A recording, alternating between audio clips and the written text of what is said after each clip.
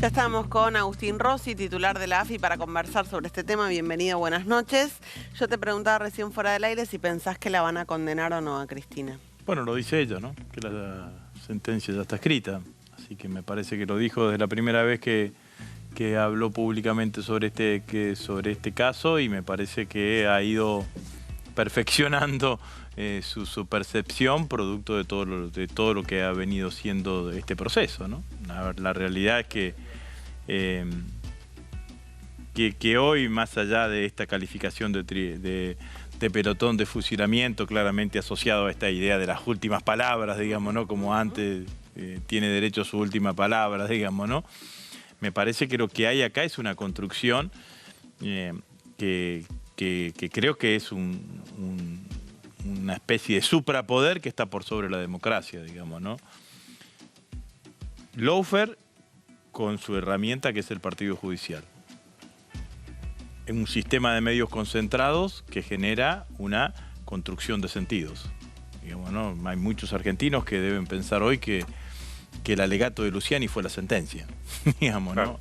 ¿Y eso por qué? Porque el alegato de Luciani tuvo visibilidad, los alegatos de la defensa tuvieron menor visibilidad, y esto es lo que se ha construido y se ha estigmatizado sobre Cristina. Aparecen los discursos del odio con una posición dominante dentro de las redes sociales, y todo eso te termina generando la aparición de estos grupos extremistas violentos de derecha capaz de producir un atentado contra la vicepresidenta de la Nación. Entonces, todo eso para mí es un combo. Es un combo que determina y condiciona y aprisiona al sistema democrático argentino. Durante mucho tiempo escuchamos a la militancia kirchnerista y también a los dirigentes en algunos actos cantar: si la tocan a Cristina, ¿qué quilombo se va a armar? Intentaron asesinarla, quizás el martes la condenen en la causa vialidad. ¿Qué va a pasar? La resistencia política y social va a ser importante. Ya lo vimos cuando sucedió el alegato a Luciani. Esto creo que va a ser así. ¿De qué manera se va a expresar? No lo sé. Pero seguramente que va a haber, si hay una condena, una situación de indignación social, seguramente va a ser muy clara y muy contundente. Me parece que esto es así, ¿no? Porque la arbitrariedad en algún momento se va a poder expresar. Digamos, Cristina hoy hace una referencia sobre el partido judicial, en donde asocia al partido judicial con el partido militar y les recuerda, digamos, ¿no? Los militares terminaron condenados por delitos de lesa humanidad, y los coautores civiles de la dictadura militar no terminaron absolutamente en nada. Entonces, si ese partido militar integrado por jueces y fiscales que se dedicaron y que se dedican hace tiempo a perseguir a los dirigentes políticos de nuestro espacio, fundamentalmente a Cristina y algunos otros más, y al mismo tiempo a proteger a dirigentes políticos del espacio opositor, bueno, sin ninguna duda que en algún momento eso se va a quebrar. Eso no, porque eso no es, el Poder Judicial no puede funcionar así, no puede funcionar con la complicidad de la Corte Suprema de Justicia. Entonces en algún momento todo esto se va a terminar.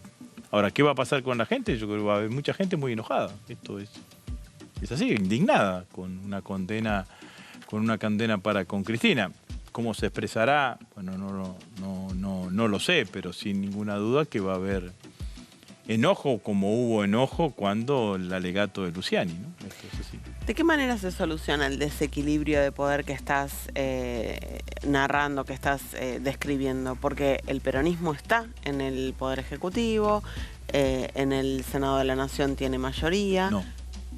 ¿En el Senado? No. Si se juntan todos, por primera vez en la historia no tenemos mayoría. Bueno, con los partidos provinciales que habitualmente son aliados. Pero digo... En la Cámara de Diputados no tenemos mayoría. En la Cámara de Diputados son la primera minoría. ¿Cómo volvés a balancear ese equilibrio de poderes que debería existir y que, por lo que vos estás contando? Bueno, lo que pasa que en la Argentina es así, digamos, ¿no? Cuando nosotros ganamos las elecciones accedemos al gobierno, no accedemos al poder. Digamos, ¿no? El poder es una cosa mucho más amplia, y la diferencia justamente es que cuando gana la derecha completan el casillero. Han cantado bingo en la sala. Lo único que le faltaba dominar era el gobierno, y terminan gobernando. Esto es lo que esto es lo que pasa. Lo que se necesita es construir más poder, y poder no solamente ganar las elecciones, sino ganar varias elecciones y tener niveles de consenso social cada vez más importante. Y lograr un acuerdo con algún sector político opositor que esté dispuesto no a asumir nuestro proyecto político, que tenga diferencias con nuestro proyecto político, pero que esté dispuesto a no someterse a los designios del poder corporativo. Porque en última instancia, yo lo dije muchas veces en la Cámara de Diputados, para mí la contradicción principal de la política argentina es política versus corporaciones. De la democracia argentina es política versus corporaciones. No es oficialismo versus oposición. Lo que pasa es que tenés un sector de la oposición que termina siendo una expresión más del poder corporativo. Pero el desafío es que construir una energía, una inercia política capaz de, que se entienda adecuadamente, subordinar al poder corporativo. ¿Qué significa subordinar al poder corporativo? Significa que el poder corporativo se pueda gestionar la presencia de esas corporaciones y que esa presencia del poder corporativo no vaya solamente a satisfacer su propia demanda, sino que pueda conjugarse en beneficio del conjunto del pueblo. Vos decís, hay un sector de la oposición... No, yo digo que hay que construir ese sector de la oposición. Pero recién dijiste, hay un sector de la oposición que defienda los intereses del sector corporativo. Pero sí, eso es así. ¿Y a qué sector rescatás de la oposición? No le pongo nombre y apellido. Digo que en algún momento la oposición la oposición política tiene que sobreponerse a ser solamente transmisor de las demandas de los sectores corporativos, en la Argentina. Difícil si Juntos por el Cambio, que empezó intentando ser la centro derecha, hoy lo corren por derecha y sale justamente a intentar capturar ese voto para que no se le escape por ultraderecha. No dije que sea fácil. No dije que sea fácil, digo que esa es una descripción, de la situación, digamos, ¿no? La realidad es esa, digamos, ¿no? Cuando la Argentina... es mentira que en la Argentina nunca hubo acuerdos políticos, digamos, ¿no? Entonces, hubo acuerdos políticos cuando nadie se lo imaginaba. La reforma del 94 fue un acuerdo entre Alfonsín y Menem. Este Consejo de la Magistratura que arbitrariamente repone Rosati correspondía a una lógica política que existía en la década del 90. Por eso el presidente del Consejo de la Magistratura era el presidente de la Corte, porque era el menemismo el que tenía la hegemonía de poder, y el presidente de la Corte era Julio Nazareno, que era un hombre de Menem. Entonces, claramente esto funciona y funciona de esa manera. Ahora, lo que vos describís es claramente así. Ahí aparece otro peligro que es peligroso, digamos, ¿no? Porque la dirigente del principal partido opositor, la presidenta del principal partido opositor, no condenó el intento de magnicidio para Cristina. Y esto es similar a que si Antonio Cafiero, que era el presidente del Partido Justicialista en 1987, en Semana Santa, cuando fue el intento de golpe cara pintada, no hubiese condenado ese intento de golpe. Ahora, Cafiero, ¿qué hizo? Se puso al lado de Alfonsín, condenaron junto el intento de desestabilizar la democracia incipiente. ¿Y qué generó eso? Generó que los posteriores intentos cara pintada, Rico en Montecaseros y otros intentos, los dos intentos de Zeneidin, siempre fuesen de menor impacto. Bueno, si vos no condenas un intento de magnicidio, lo que estás haciendo es implícitamente legitimar o proteger a estos grupos extremistas de derecha violenta. Entonces, claramente que ese es un debate que la oposición tendrá que tener en algún momento. Agustín, ¿estás de acuerdo con que Cristina sea la que lidere el proceso electoral del oficialismo de cara a las elecciones del año que viene, sea o no candidata, pero que ella lidere el proceso? A mí me parece que nosotros lo que tenemos que hacer es conjugar todo lo bueno que tenemos. Y conjugarlo en sentido positivo. El liderazgo de Cristina es un liderazgo incuestionable. Caminar o mirar de costado a nuestro gobierno es un error. El gobierno tiene elementos que son claramente... Yo lo reivindico en su totalidad al gobierno, pero si no lo querés reivindicar en su totalidad, hay elementos del gobierno que son claramente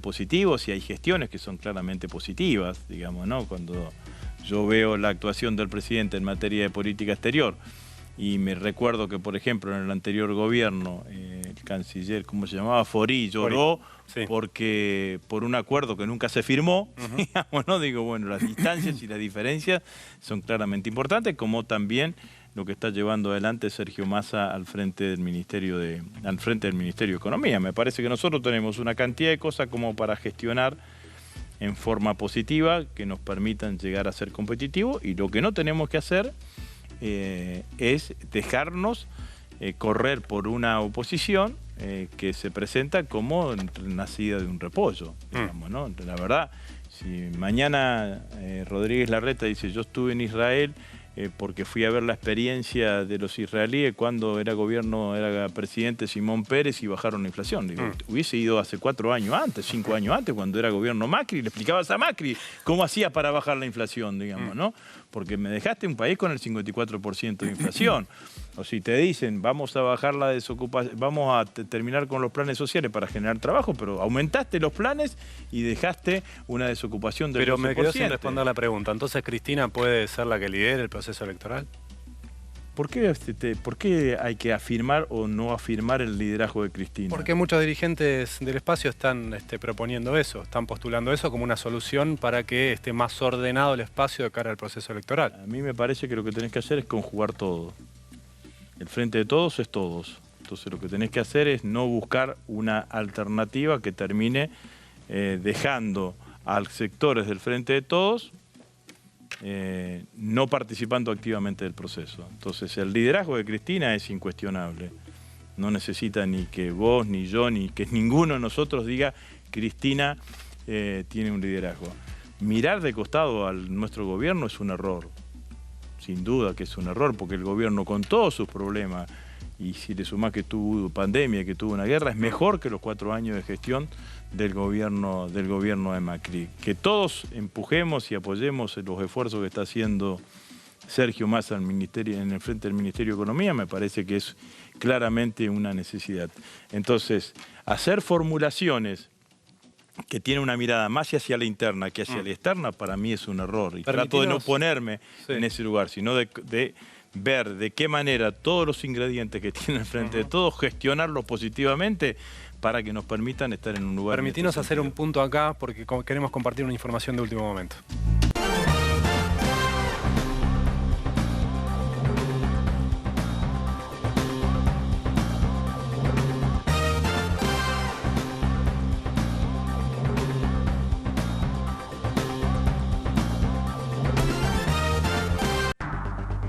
Vuelven a citar como testigos a las secretarias del diputado Gerardo Milman, que estuvieron con él en el bar Casablanca.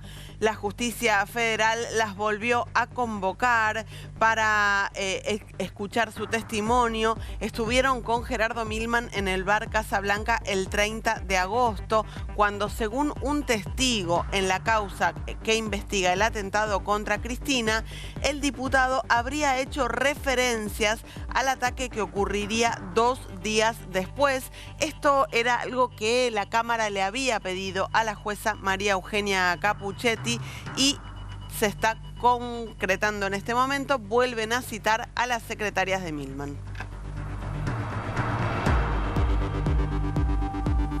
¿Se está investigando, Agustín, el atentado contra Cristina como debería investigarse?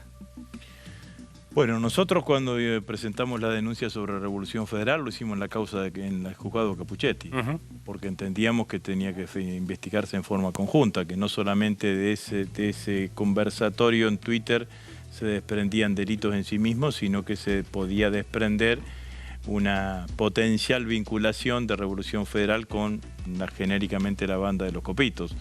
La jueza dijo que no se tenía que investigar en forma conjunta. La Cámara avaló la decisión de la jueza. Investigó Martínez de Giorgi, a veces no hay mal que por bien no venga, y llegó claramente a un procesamiento.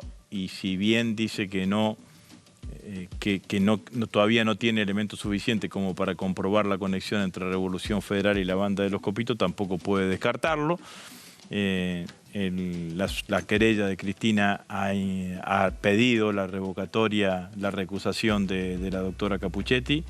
Bueno, y ahí estamos, digamos, ¿no? Pero claramente a mí me parece que el atentado contra Cristina es de una magnitud que la justicia argentina no ha tomado dimensión. Hace poco hace 15 días las elecciones en Estados Unidos y hubo un hecho que los editorialistas en Estados Unidos, el New York Times, lo comparan con el intento de asesinato a Cristina, que fue la agresión que sufrió Nancy Pelosi. En realidad no la agredieron a ella, sino al esposo, porque ingresaron a su casa. Y otros, a meses anteriores, que lo ponen en la misma línea al asesinato del ex premier japonés. Entonces, esta última campaña electoral fue una de las campañas electorales más violentas, de mayor violencia política en Estados Unidos. El Capitolio recibió una cantidad de amenazas a los congresistas, aumentaron el presupuesto para la custodia personal de los diputados, de la Cámara de Representantes, sobre todo de aquellos que iban a la reelección. Vieron que en Estados Unidos se renuevan un 100% cada 2 años la Cámara de Representantes, y aparece todo esto a partir de lo que tuvo un crecimiento todos estos grupos extremistas violentos de derecha a partir de la toma del Capitolio cuando pierden las elecciones Trump. Entonces, a mí me parece que la aparición de grupos extremistas violentos de derecha aparece en Argentina, lo que sucedió con los simpatizantes de Bolsonaro saludando con el saludo nazi, lo que acabo de describir que sucede en Estados Unidos, en las últimas elecciones en Estados Unidos. Entonces, parece que un hecho de esta característica merecería mayor celeridad, mayor precisión, mayor presupuesto en todos los procesos investigativos por parte de la justicia alrededor de un hecho de esta característica. Y esto es lo que sentimos que no sucedió. Bueno, de hecho, por todo lo que hizo la querella, por recusarla, ahora de vuelta se vuelve sobre las secretarias de Milman. Y yo creo que lo que no puede hacer la justicia es no profundizar todas las líneas de investigación. Después pasan cosas, digamos, ¿no? Por ejemplo, en ese grupo, en ese conversatorio que estaba Morel, el líder de Revolución Federal, estaba involucrado un soldado voluntario de Río Gallegos, que es el que le dice en un momento: yo lo veo pasar a Máximo Kirchner, y Morel le dice: ¿por qué no lo matás? Bueno, ese soldado voluntario, a partir de una decisión muy rápida del ministro Tayana, apenas nosotros presentamos la denuncia, fue separado del ejército y ya hoy está procesado por la acción de un fiscal que actuó de oficio en